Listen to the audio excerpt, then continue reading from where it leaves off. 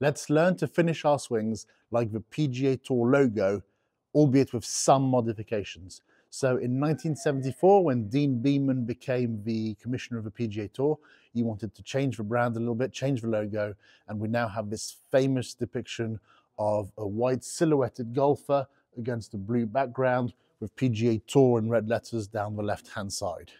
Now, there's a lot of speculation as to who the golfer is in those pictures. Could it be Ben Hogan, Tom Weiskopf? In reality, from my research, it seems like it was just a general golfer and it was tweaked so many times that there's no real consensus now as to who it actually was. It was just a general form of a golfer. So what do we see when we see this picture? We see the chest pointing to the sky, this silhouette a little bit like this. This is what we're going to try and create.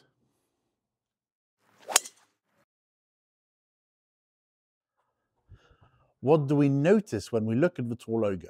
So for me, we noticed how the weight's going forwards, like so. So the hips have moved forwards towards the target. We noticed the chest is pointing upwards to the sky.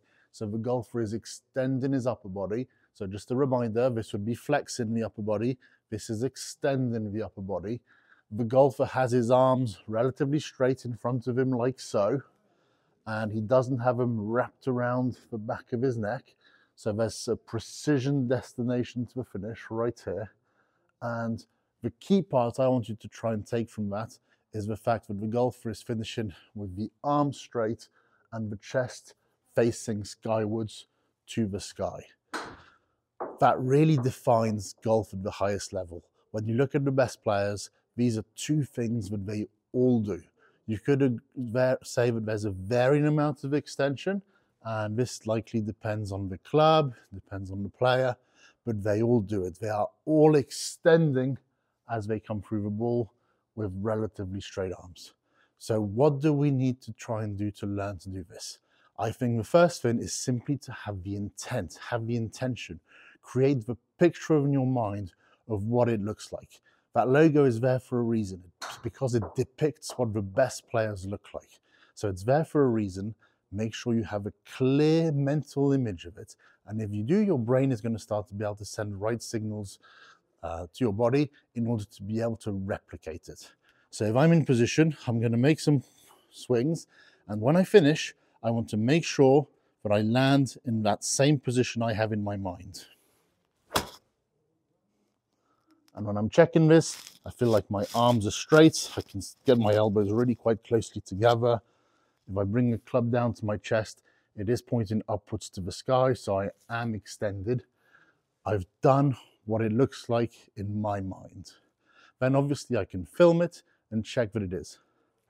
The one thing I would like us to do slightly differently to the logo is you'll notice the golfer coming through has a lot of bend in his trail leg like this, and there's a little bit backwards in this form rather than being properly tucked and extended with the belt buckle really rising and going forwards. Why is this important? What's the difference?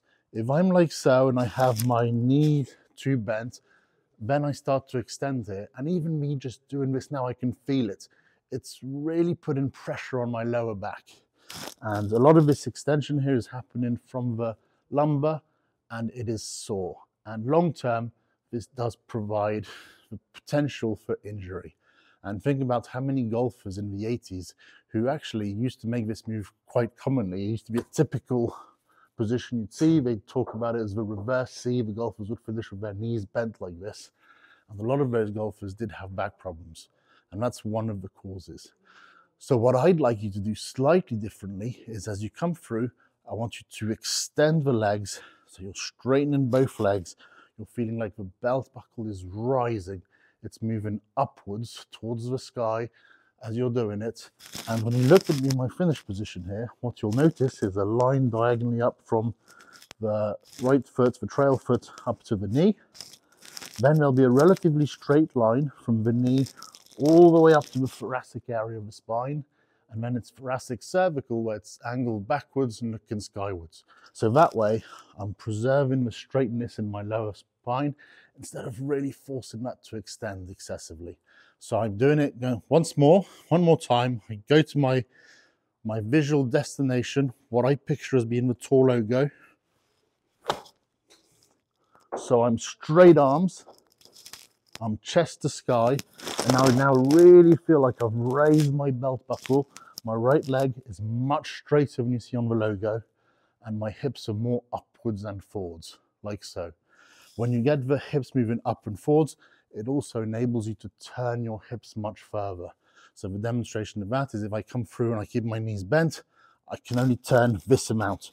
As soon as I start to straighten, then the pelvis can turn more degrees. I've got more degrees of freedom. I'll do it one more time. So I'm finishing chest to sky, arms straight, belt buckle having risen. And again, right here, I like where I am, straight arms, chest to sky, the belt buckle's risen. And this is me trying to do the PGA Tour logo. Do this, and you might not be on your way to playing on the tour, but you will be on your way to being a better player. Thank you so much for watching. If you have any questions, please pop them down below. If you did like the content, then please do like and subscribe to my channel. It really helps me out, and it means you won't miss any of my future golf tips. Catch you soon.